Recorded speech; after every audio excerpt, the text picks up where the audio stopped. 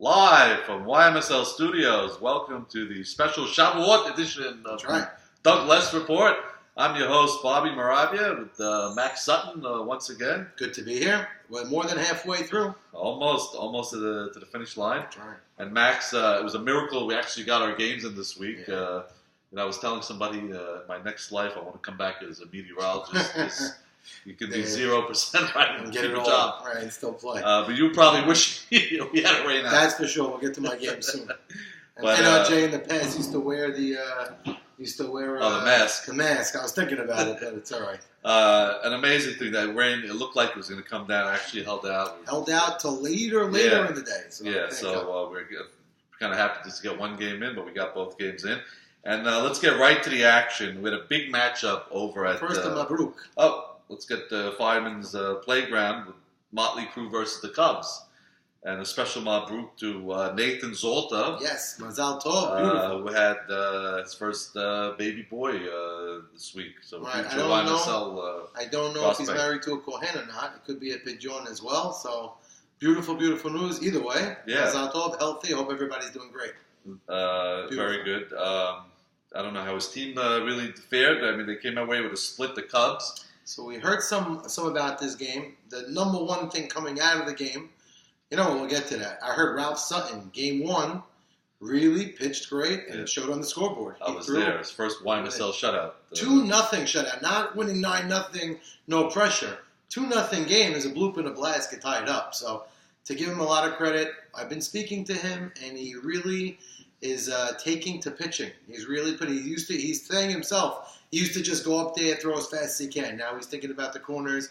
He's talking to David Rishti and Morris Shama about it, and they're helping him pitch. And it looks like it's showing. He's really he looked a lot better in game one, actually, from what he was in the past. To me, he had the same pitch every single time. Right, it looked like that. They used to clock it by the second time around. We used to call him the batting cage. Yeah. That's what it looked like. Yeah, speed. Speed.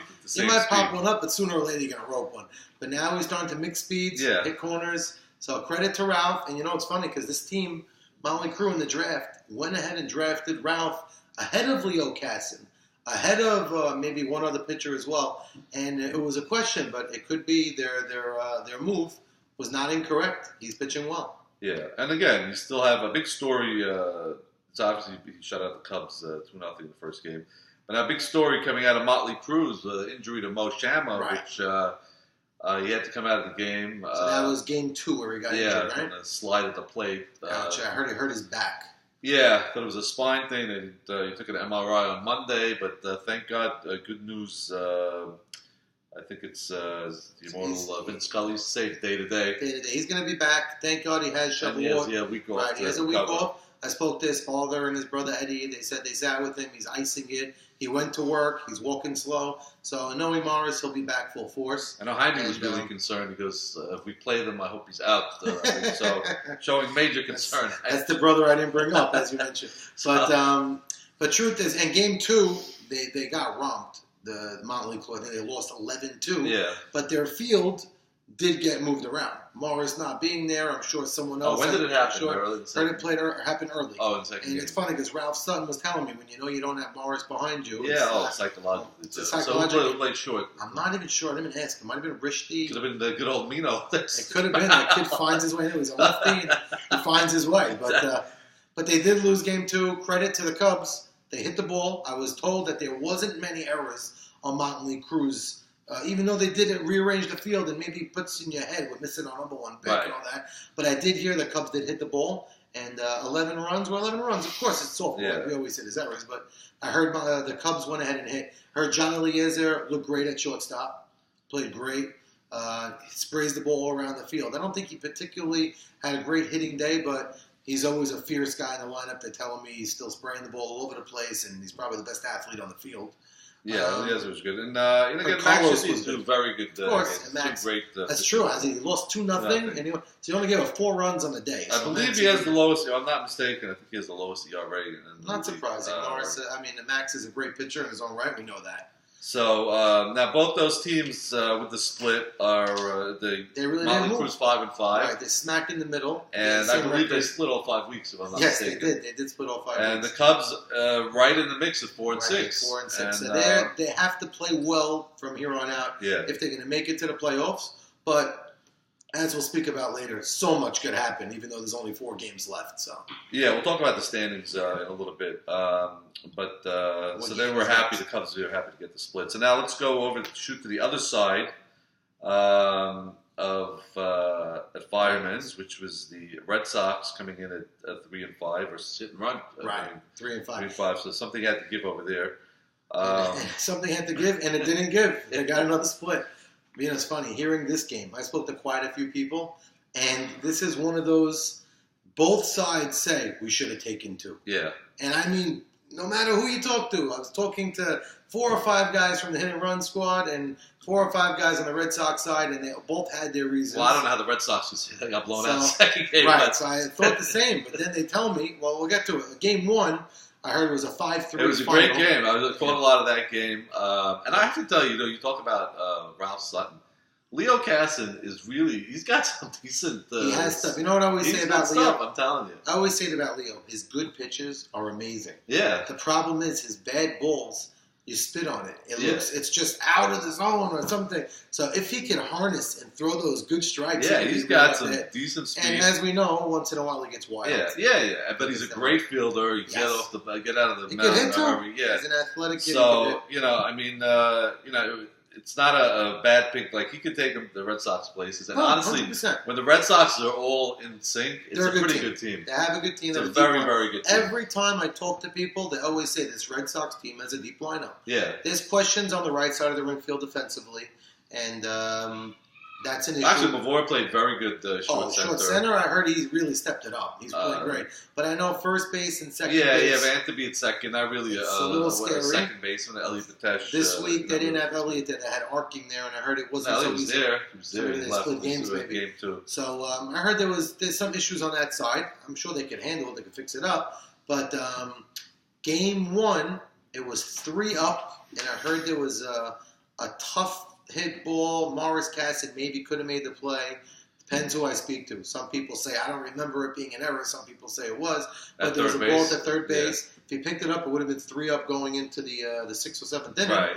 And that was the final score. That ball went through. 5-3, Red Sox win. Now, why the Red Sox say? So now, the Hit and Run squad tell me, we played better. We looked better. I think they had a 3-0 lead also. Oh, the early. Yeah, they did have an early 3-0 lead, I believe. Game 2, the Red Sox had a 2-0 lead. That's why they said, we were cruising, we're up 2-0 in the 3rd inning, so they felt like we had a sweep on our hands, and then all hell broke loose. I know there was one play that David Brackett told me, there was a pop-up in short left field that Brackett was underneath, and A.B. Dweck, who's actually playing left field now. They moved him to left, which is his natural position. I guess, in right field. It's much harder. It's very hard. They have Jake there, and I think A.B. Sack also. When he pitches, a lot of balls go to right field. Anyway, that could be why they did it as well. But I think there was a pop-up that was like a parachute play, and one guy called it. It was one of those, everybody was there, but nobody was there. Right. The ball dropped. I don't know if that was a key play in an inning or whatnot, but it ended up after that being a romp. You're right. When you look at a final score being, 11-2 or 9-2, hard to say we should have won both, but it was a split. Both teams are still in it. Oh, yeah. So now, Brackett, I believe they moved him out of first base now. So he's in back in short center. I guess they have LeBeau's and I heard Avi Dweck playing first. I heard he played very good first. I know he's not a big, tall guy, but I heard he played very good first. I did hear that A.B. Sack's team defensively wasn't that great again. When I played them, I thought they were fine. The week after that, they were fine with the plug-ins when Joe Chira was missing. But I did hear there was some errors. I heard around the field they weren't at their tip-top form, I should say. Well, again, this has been a story all year, so that's something, definitely not one of AB's better defensive teams. Right, I heard Jaime wasn't as good as he's been.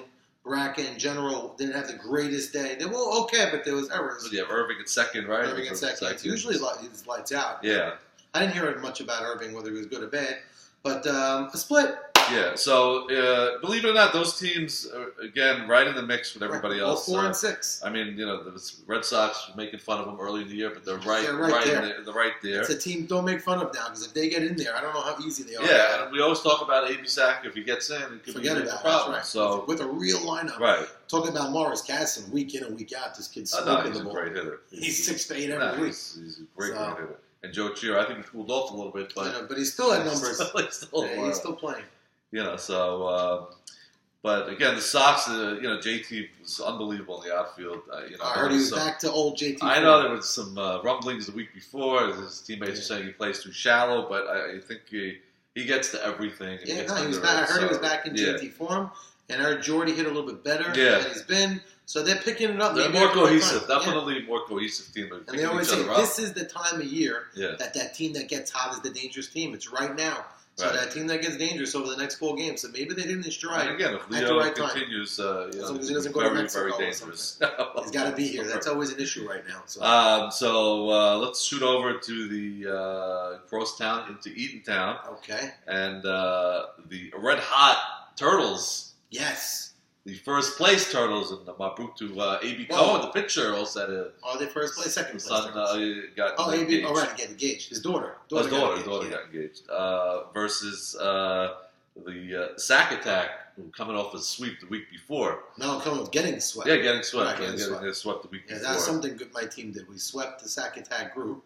So I will say this about the Turtles. They probably have one of the best infield defenses this league has seen in maybe 15 years. Every week I talk to people, and they always say that their infield defense made every single play. And the old adage we always say is hard and low. Maybe against that team it's not. Because between Daniel Tao, Gabe Abadi, Lee Zakaria... And Edmund Dweck is unbelievable. He's unbelievable. This is old Edmund Dweck from 4 years ago. I heard he's playing great defensively and offensively. So nothing's getting through that infield. And if you play... Eshko plays short center. Oh, forget it. He played right field the week... This is the argument. People don't know who that team would rather have. Would they rather have Elliot Bra or Jackie? They're both great. Yeah. Or Jackie Eshko. But actually, Eshko played right field. Did he really? Yeah. Oh, interesting. Because Teddy Bra has SAT, so he wasn't there. So okay. So he was in right field. Eshko likes to stay away from the outfield, but when he's out there, he does a great job. But I'm saying, if he's a short center, nothing is going to get through that. It's amazing. So, it's funny. Who are they going to play with in the playoffs? Now that we know they clinched the playoff spot, who is their guy in the playoffs? Is this their choice? I don't know. Elliot Bra seems to make himself available when playoff time comes. Okay, so it's probably Elliot. I mean, they're both great ball players. But so far, Eshko's seen a lot of the action. But it's an interesting dilemma there. It's very but now they came into playing a down-and-out Sack Attack squad. Yeah. I saw an interesting stat somebody told me. The last time Jeffrey Saka was a captain in this league was 2007. His team's name was Invincible. He had Ali Marshall and Michael Solomon, and they didn't make the playoffs. I believe, if I'm not mistaken, CTU got in against them. Correct. And that was a third game of the day. And wait a minute. But it's not considered a playoff game. Wait a minute. I have to tell you, I think that might have been the one and only year Hank Dow was on the team. That's right. And he was on Jeffrey Sacker's team. And I remember it was a Memorial one. They lost correct. In the pouring 3 in 1 day. In the pouring rain. We had Ali Saban, Hank Dow, all Buka. They had a lot of good players there, but it just didn't work. And it looks as though this year they got a great team on paper. Henry, Ali, Saban. I know that Elliot Sacker wasn't there this week. He wasn't there. He was in Israel. Yeah. Hope he's enjoying himself. He hasn't been swinging a great bat, Elliot. But still, he's a threat that's missing. And Ike Franco wasn't there, and I got to tell you. And Sammy Sacker wasn't there. So they had a short... The back end of the lineup was short. Yeah. And talking to Henry, Ali, and Michael Solomon were 3 for 18 on the day. Yeah. So with a weak back end, not to pick anybody up, if the 2-3-4 is going to be 3 for 18, again, it was against A.B. Cohen, and I did hear A.B. himself told me it was all clicking. His fastball was going, his curveball was going, his changeup was on, and on top of the fact that his defense wasn't missing a play, they were up the creek. If you really want to. Yeah, the DT they said was just nothing was getting by. He's making every play. Good and the only guy that produced on Sack Attack was Stephen Shalhoub. Seems like he's been the guy. He's been the guy. One of the steals of the draft so far. Now, what was the score in Game 1? I didn't know what the scores of Game 1. Because this Turtles team right now is lined up for the second bye if everything goes the way it's going. And they looked, like you said, they looked strong. They look like a force. We spoke about it before the season. 5-1. So Jeffrey didn't get shelled. Right. I mean, 5 runs, okay, but 5-1. And game 2, 6-1. 6-1. So A.B. Cohen two had 2 runs on the day. I mean, you could blame the back end of the lineup. You could blame the front of the lineup. They just... But we always say about the Turtles, all they need is 3-4 runs. You know, Right. I don't think they're going to be in any high-scoring affairs. For the most part. This year they had a couple. Yeah, they had a couple. So this sack attack group... now also they have a 4-game losing streak. I think it's a 5-game losing it's 5 streak. I think they lost the second game of one of the week before that. So... is it easy to say they're not going to make the playoffs? I mean, odds are. They're in last place right now at 3-7. Realistically, they got to win 3 out of the last 4. 3 out of the last 4 to have a shot. Yeah, maybe to play in the play-in game. I mean, if you're not going to get one sweep the rest of the way, they're going to need very hard. probably. They may even need all 4, but 3 out of 4 might get them in lucky, or maybe like a play-in game. But the good news is for Sack Attack, the Turtles play the Knights this week, so. All the other 6 teams that are fighting each other are all going head-to-head. That's great. So you really can climb up the ladder very quickly. They may be able to control their own destiny going into the last week. So that's a good thing. They have a full squad this week coming in. I'm assuming. Right? Yeah. Everybody's back. Okay, we'll get to matchups later. And now to the final matchup of the day is one I'd rather not talk about. But we're here because we got to talk. The Knights versus Band on the Run. Okay. Over at Memorial 3. Memorial 3. Which you always said is one of your favorite fields. Yeah, I might change my mind after last year. But for some reason, I always do like that field. It's cozy. It's close to the parking lot. Yeah, I always like that. I don't mind. The outfield's not great, but the infield's pretty good. Infield's pretty good. Well, it didn't. I guess the infield didn't do my team any favors. Because, just to put it frankly, everything and anything, any aspect of the game, I will openly say my team struggled. We were just bad. Defensively, we were bad. Yeah. Offensively, we were flat. Just to jump it, I don't want to go through everything, but first inning, we had second and third, nobody out, and we didn't score. Now, I got to tip my cap and give credit to Mikey Shallow. He's a strike thrower. He's throwing even more heat than he did in the past. He's not throwing 100 miles an hour like some other guys, but he's controlled, and he... so I think Sammy Towell was up. He popped up to the catch. I believe that inning. He even scored 1 run. We didn't score 1 run. Eddie Michon hit the heart of the order. Eddie Michon hit a hard ground ball to the left side that AB was probably he ran off the bed too much. Probably should have went on the release of the throw, but it's okay. Tried to make something happen. But actually, ended up good because it got second and third again. It was 1 out. We got second and third, right. Sammy ended up popping out, and then I came up with second and third, 2 out, and I lined out the center field. Yeah, it was a nice shot. Yeah, it doesn't do much. I'd rather hit the blue pit than a line out. And then from there, their team. So now, it's funny. Top of the first, Ralph Hannon sat down there 1-2. I think Albert Gamal made a walk to hit a single, and then he got Mark Braha out. So we got the meat of the order out. Right. That next inning, they scored like 6 runs. I don't know. I left there. It was 2-0 the second. Oh, my God. I got a text at 12-0 about 15 minutes later. So, I don't know what happened. Everything went wrong. I had a bad day at short. I messed up on a pop-up I should have gotten. I blew 2 ground balls I should eat up easily. Nathan Batesh, balls were rifled. These guys hit the ball hard. But they're balls that I would put my money on that Nathan usually gobbles up. That kid gets down like a cat, and he didn't get them all. I mean, like I said, they were hits. The balls were being hit hard. Then there was a couple of walks. Not many walks by Ralph, really. But the big story, and then there's a couple of bombs. Everything went wrong, like I said. It just didn't go right. It was one of those games. So you got blown out the first game. It was the point of contention that everybody was talking about, and I know it's my team, but I got to bring it up, is Ralph being down, I think, 9-0, walked off the mound. Right. And he didn't consult the team, so some people took it the wrong way. He's just walking off the mound. How do you walk? Was that in the middle of the inning? Or? Yeah, it was. It was in the middle of the third, maybe the fourth at the time. I don't remember. He walked off the mound. He came over to me and said, "Max, it's not going right. It's not happening. I don't want to be exhausted. Maybe save myself a game too." So his logic wasn't flawed. But the way it was handled. Just wasn't handled maybe correctly. We took care of it in the clubhouse. We're all back on track. It was a mess. I ended up doing I heard a couple of teammates were very upset at him. People were upset, but thank God I like everybody being open, and we were open afterwards, and we all spoke it out. I ended up doing mop-up duty. It was a lot of fun, actually, being on the mound a little bit. You did it the rest of the way? I pitched. I went 4 innings, 1 run, but I don't give myself any credit. They were just swinging. They were up 12-1, but and whatchamacallit. It was a mess, like we said. Moved to short after that. Joey Cohen moved to short. Wow. And let me tell you, this kid's going to be... He made plays. He made every play. Wow. That kid's going to be a hell of a shortstop. This kid's going to be... He's a star in the making. He could be out of the job soon. Definitely, yes. I'm not doubting it. The kid's really good. So game 2.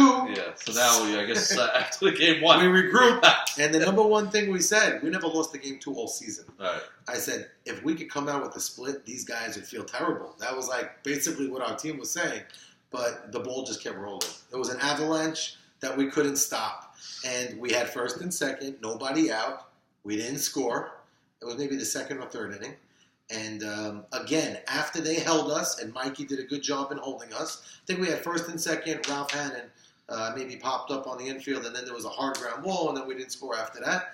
They scored 4 or 5 runs, and then it was one of those days that 4 runs felt like 12 because of game 1. Right. And we didn't have our heads on straight because this season we've been down plenty of times and come back and win.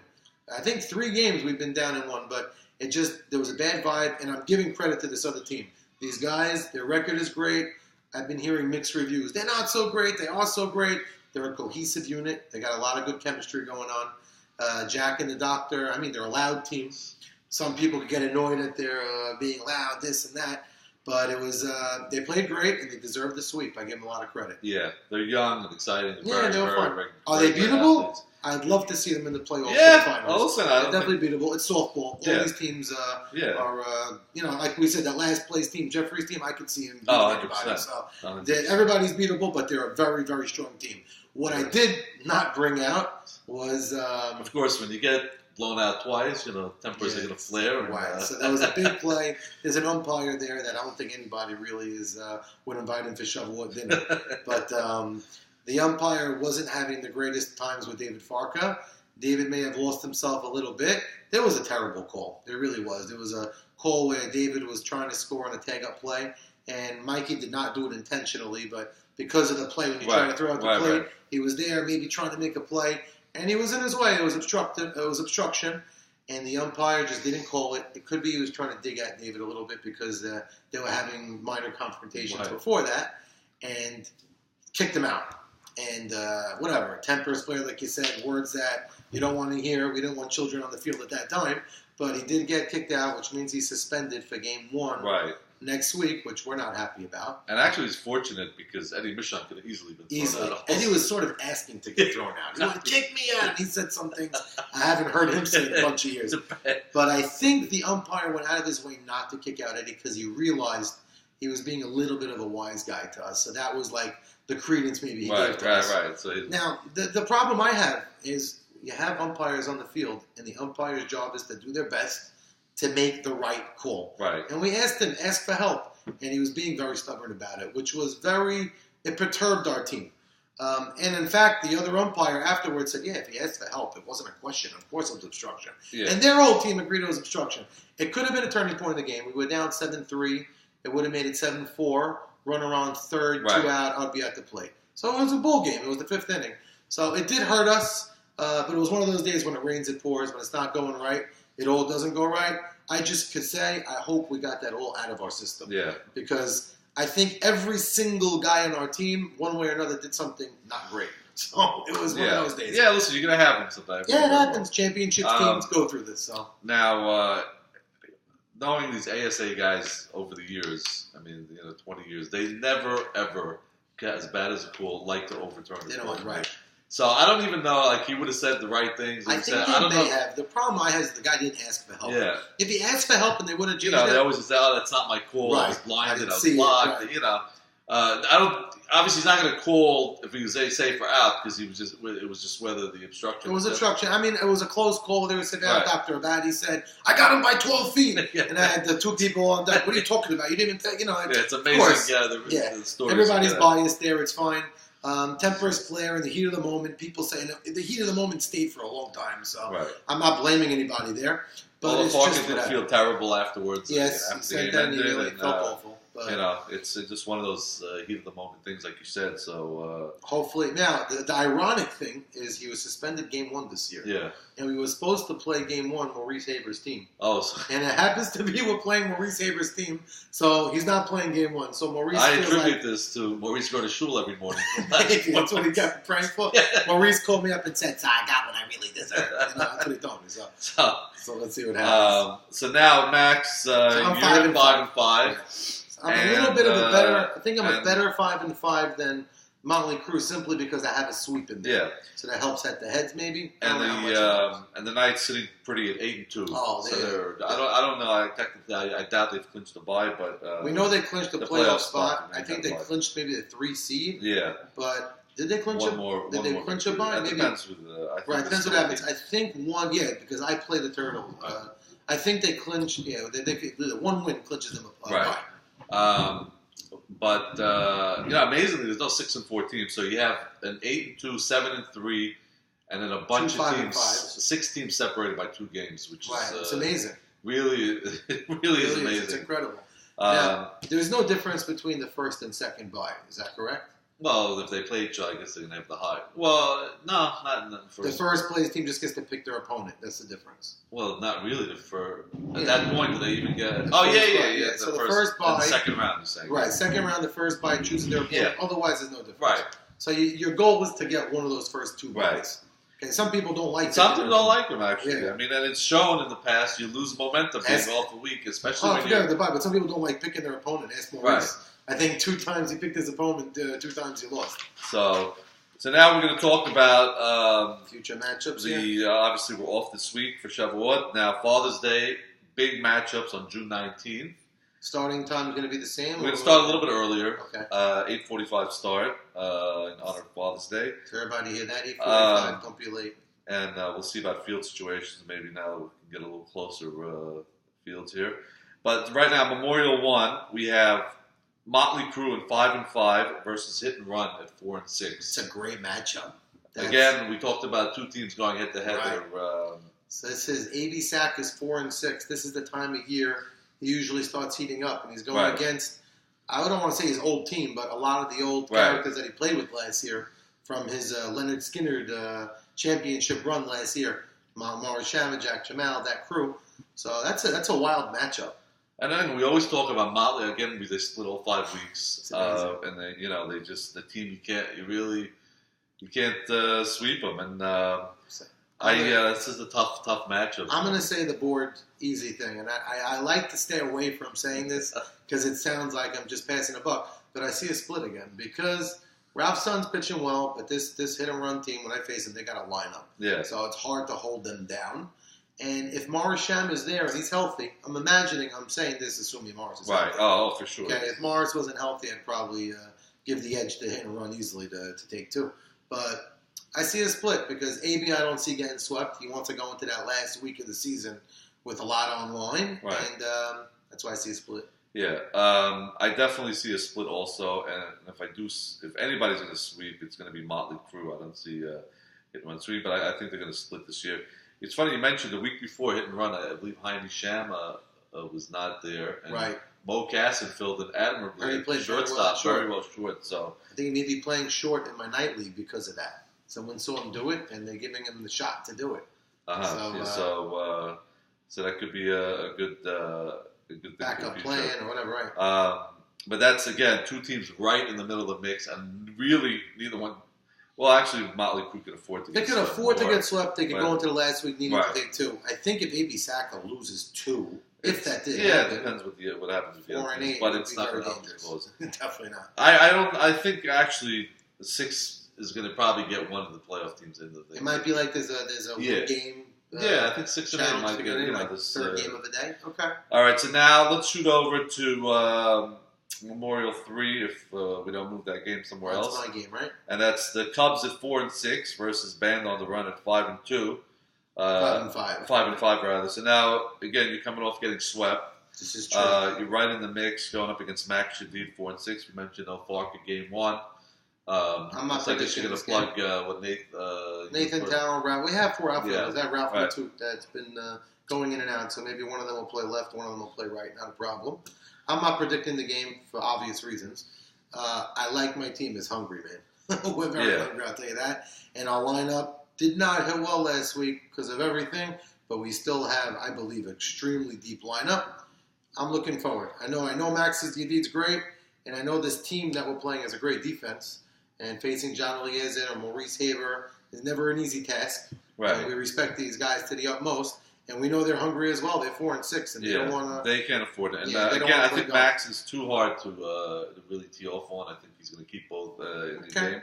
But I think they'll figure out a way to win one game, and your team will definitely find a way figure to out. take So I think one. it's going to be another split. Max is 100% now with his face and his cheek and all that. Yeah, he's been. He's back and he's getting good. Stronger now. It's been almost 6-8 weeks. Okay, beautiful. I'm happy to hear I guess he's he healthy. doesn't have any issues getting on the mound. Right, he feels his confidence and his psychological is all great. Good for him. So happy he's healthy. And Looking forward. Maybe now, new daddy's going to be. Well, Nathan's not on that team with their buddies. Oh, you're right. They have Carlos in center, who I know has been hitting the ball great. Yeah, Carlos has been playing great. They have a good defense. Solly Powell at third, and we said Johnny, Jackie Haber. Jackie's a great. I don't know who their left fielder is. I have no idea, but whoever it is in left, I'm sure. I heard the defense is playing really strong. So left fielder. It's a good question. I don't even know. Could it be Jackie Haber? I know Louis Franco's in right. It says Jackie Haber in left. Oh, Elliot Mann's on. Oh, Elliot Mann. I heard he's been playing good. I think he has the best average on the team numbers-wise. I don't know how. Well, listen, that guy was a center fielder at one time. So that's right. He just he's had some hamstring issues. Yeah, so now he feels good. I saw him in the cages last week. He's definitely coming back. So. But I'm looking forward. It should be a fun matchup. Always fun to play Maxi D. My team's excited, and we're chomping at the bit to get back on the field after the debacle we had. So looking forward to get back on the horse. By the way, my team controls our own destiny to get a bye. If we win out, we get the second bye. Oh. I mean, on the bye, of course, get to the playoffs, but one game at a time. We'll talk about that. Right. Different time. It is far ahead. Coming up a sweep, you shouldn't be talking about it. This is very true. I just like to be the positive guy and see the shoot for the stars. All right, now a huge matchup over at Fireman's East. The 4-6 Red Sox versus Sack Attack at 3-7. Wow. So this is the one matchup that someone could officially put the bury somebody. Right, put someone the nail in the coffin. Jeffrey Sacker's team, if they go on to get swept, they'd be 3-9 and officially out. Officially, they can't get in. 5-9. 5-9, you cannot get in. I believe it's impossible because, like you mentioned before, everybody's playing each other. And I swept them, and I had 5 wins. So I think 5, they're officially out. So they have to win minimum 1 to go into the last week of the season with the hope to get there. And having Henry at short and Alley, I can't see them getting swept. I mean, I know they've been cold as ice, and I know, nothing's been working, but I think they're going to split as well. I think it's going to be a split week because everybody is... Do you think it's going to be another split? Yeah, I do. You don't think they're desperate for... But the question is, are they producing, these guys, Henry and They're not. That's why I can't say they're going to come out and win, too. I mean, I think Leo Casson could be a good guy for these guys to hit. Yeah. Although Leo's pitching well, he's young, and Michael Solomon... I think he was playing great in his last 2 weeks. He hasn't been strong. Against my team, I don't think he had a great week. And this past week, I think he had maybe 1 or 2 hits. Right after his outburst, he didn't. Right, he started hot as he was on fire. Jeffrey is going to have his work cut out for him, but their defense. This is a good lineup. The Red Sox. They have a good lineup, but their defense isn't bad, right? The Sack Attack team never really struggled defensively. They had some. Well, Charles Sackett, he's been playing great, but I think. He took a red eye last week. He got in late. A little bit. One of those I think Elliott hasn't been performing to his top potential in left field. I mean, he was missing last week too. But in general, the games have been close. They're always what they've been telling me. The Sack Attack team, there's that one brain fart that loses them a game. You know what I mean? Like the 2 overthrows in 1 inning, boom, and they lose. And that happened like 2 or 3 times. This team, the Red Sox team, has a lineup with a lot of speed, so it's not going to help their cause. I can't see them getting swept. Because I do think Jeffrey's going to bring them together, and these guys are veterans.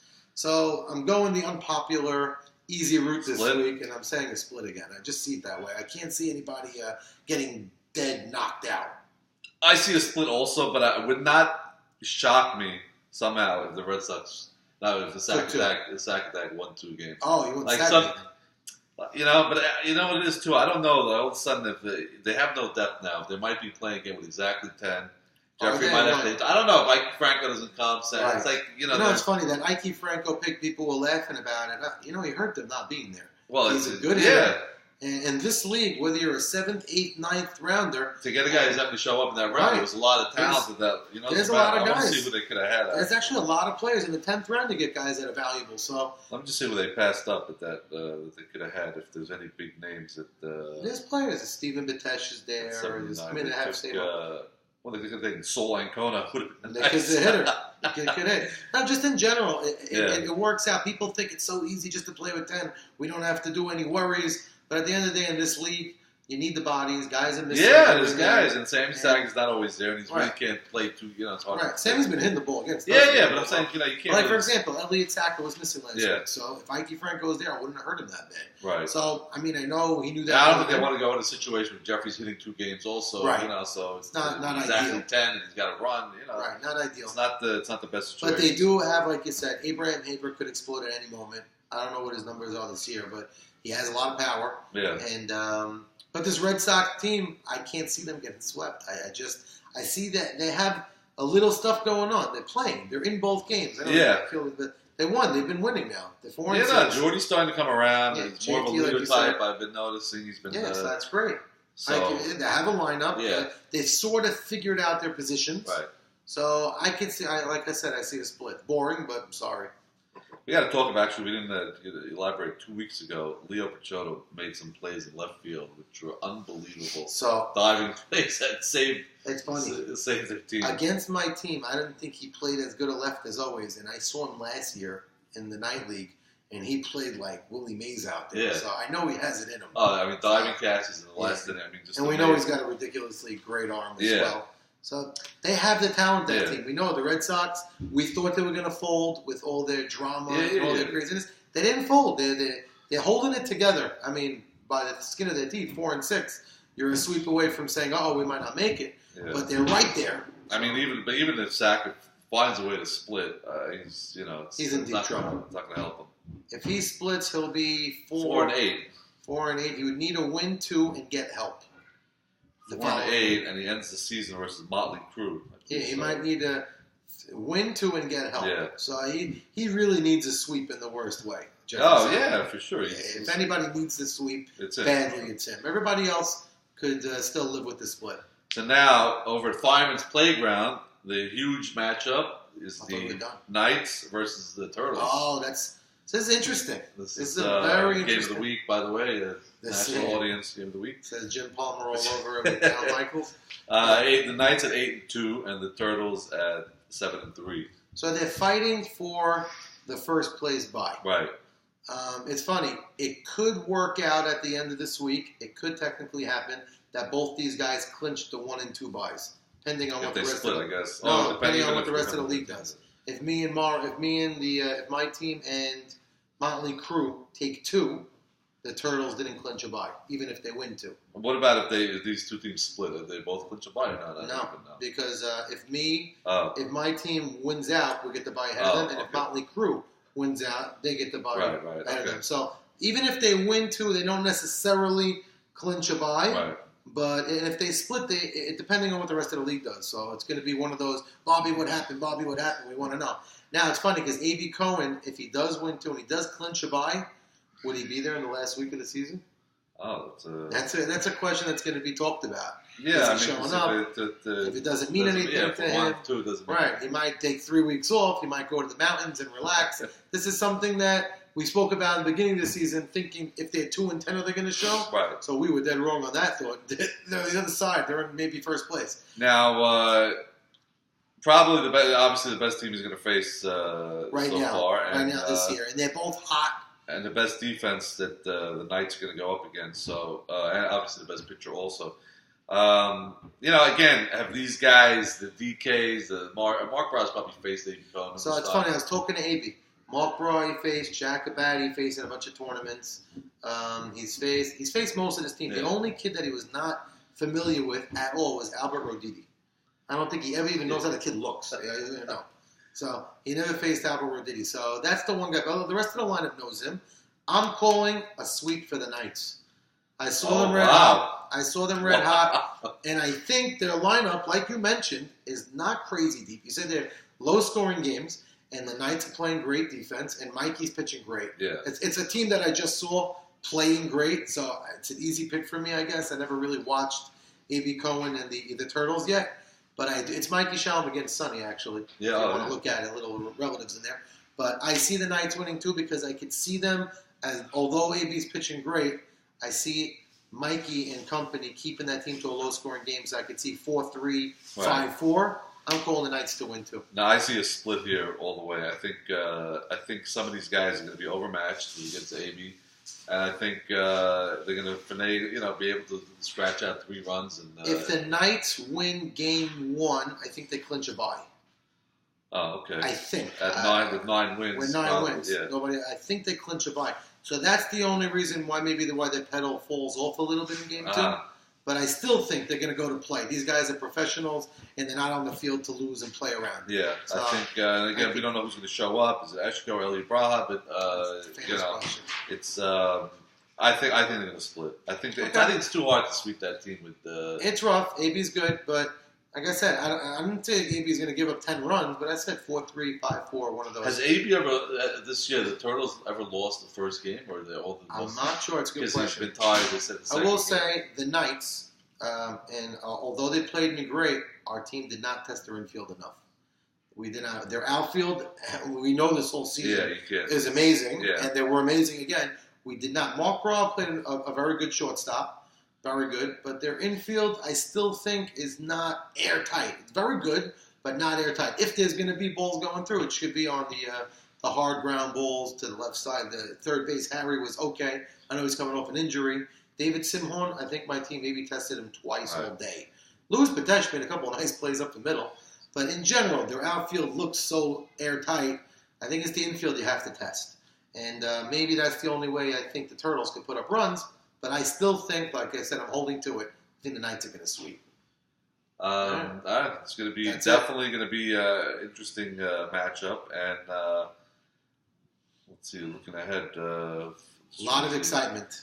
Now I'm curious to think who's not going to make the. You start looking at it. Not now. Next week you look at that more. Who's going to get knocked out? But now there's an interesting scenario now when you have a team that's clinched going into the last week. What do they do? And they're playing a team that's fighting for those. Who are they playing? It's interesting. Just 2 weeks, the Knights are playing hit and run. Wow, that could be huge. And your buddy, A.B. Cohen, could throw you a bone because he's playing you last week. So I'll tell you this. Knowing the Knights, they're going to go in full force. Yeah. I really believe it. I think they're going to go in full force. And I'm hoping my team takes care of business, which makes my matchup. You don't even need that. No, which makes my matchup for a bye.